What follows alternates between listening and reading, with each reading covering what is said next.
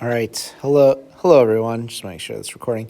I'm not there, but I need to hit some pro things to toss you before the skill assessment.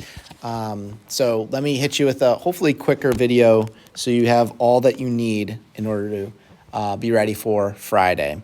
So what were we? We did segment addition postulate. This was the hardest thing we saw. We did that all together. And then you have some practice. Now there's some graphing in this 1.4, which we didn't really talk about because we didn't really talk about congruent too much. And I know we went a little bit out of order. So here are some things. This top piece, this was just doing the construction. So you don't really need to worry about that.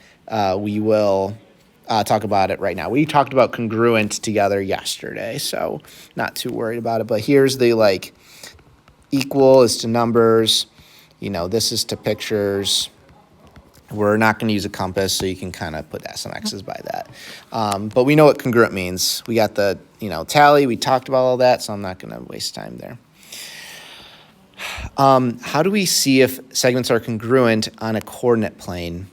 This you might need to, take some attention to. It says plot, these things on your grid. So I'm going to do that real quick, like 1, 2, 3, 1, 2, 3, 4. Maybe I should have had this done before I started recording. 2, 4. Okay, we have L, 1, 3, and we have 1, 2. -2. Okay, so here are the pieces that they are talking about. JK is up top in purple, and green is going to be this M. What's the other one? L?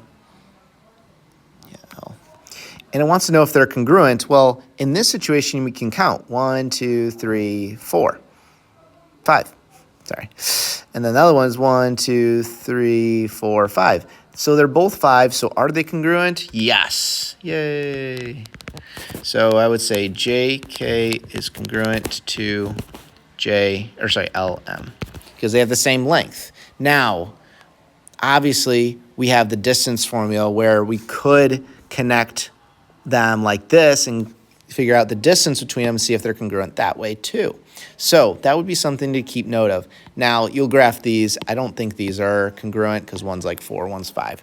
So that's what you're looking for. Are they the same distance? And you can count if they're vertical and horizontal, but if they're a diagonal, you got to use the distance formula. Good to use the distance formula when you want it foolproof.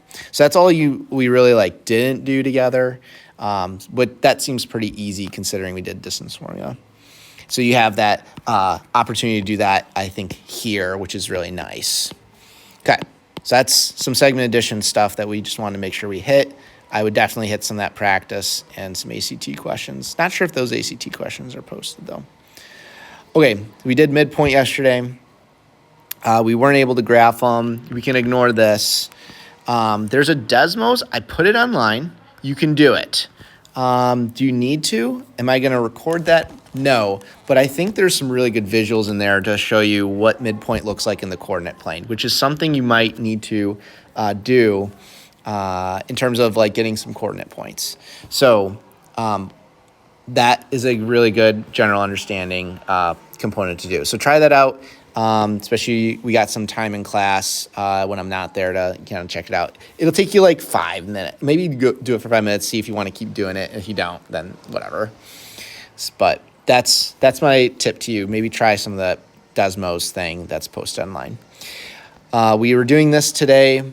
There was one class that didn't quite get this in, but we all talked about midpoints. We all talked about segment bisectors. Yes, you should know how to find the middle of 2 points. This is what we did for some classes. There's only one I didn't. Hold on. Yeah, we just found the middle between your two x values by adding and dividing by 2, and your two y values, adding them, divide by 2. That would be a strategy you can use. Why did I set up like this? Will help you see it later. I'll do another one here. So I want the midpoint between these two.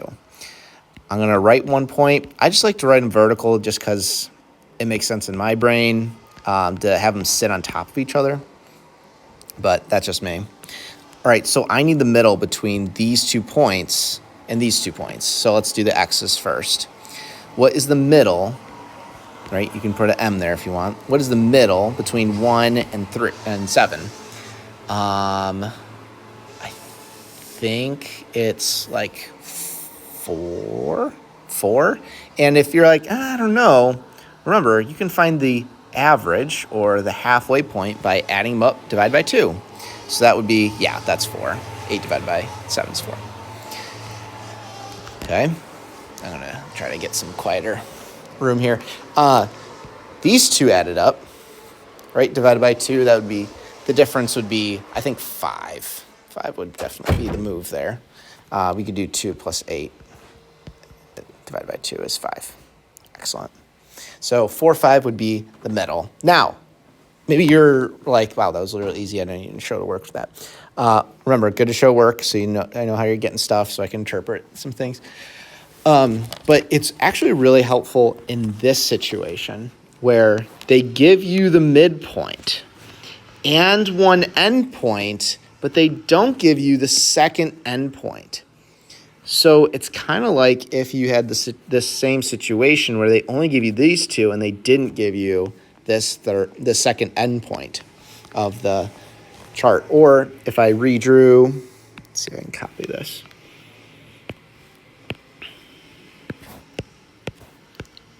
Nice. If I had this, maybe they didn't give me this piece and I need to go find wherever this is, right?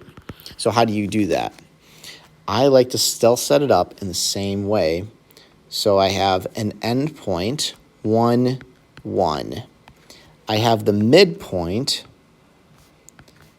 and this time I have it 2, 4. What I don't have is missing, right? Your x and y missing. So here's a strategy to use. How do you get by adding and subtracting, or subtracting, from 1 to 4? Well, I would subtract or add 3. So I'm actually going to add 3 again to follow that pattern so that 4 plus 3 is 7. Nice. And 1 plus what is 2 plus 1. So I'm going to plus 1 to 2 and get the next number in the pattern, 3. 2 is in the middle of 1 and 2. 4 is in the middle of 1 and 7. So this makes sense. This would be your answer, 3, 7 is the second endpoint. Done. So showing that work, pretty good. I don't know if you want me to show this one, but I'll whip it up real quick. Endpoint 1, 4. It doesn't matter what point's on top or bottom. You just need to make sure the endpoint is in the middle, right? I could have switched the top and the bottom. How about I do that just for funsies? It'll do the same thing. Like, how do I get from 4 to 1? I have to subtract 3. So I have to subtract 3 from there. And what is that? Negative 2. And 1 to 2 would be plus 1. So plus 1 would be 3. This is your answer. Right? You're finding the other endpoint of the piece. We did all that. That was the most important thing. You'll see a bunch of those kind of pieces. You'll see one of each type, I'm sure, right? Since I showed you that. I'm going to just keep the video short. I'll maybe have this. I can show you this in the notes. It'll be online, I think. I'll do this after the video, though. So your mission is to complete as many practices as you can during the period. I do this practice. I definitely do the 1, 4, 1, 5 practices. Distance formula, definitely do it as needed. These get pretty, these take a while to do sometimes, but make sure you can do like 1 or 2 of them. You don't have to, if you don't do them all, it's not the end of the world. Definitely make sure you can do the other stuff, but you do not get this on the quiz. So I would definitely recommend memorizing this equation because that's the same as this equation. It's a lot easier. Okay, I think that's all I got. I'll have answers posted, hopefully. Good luck out there, and I'll see you next time. Peace, everybody.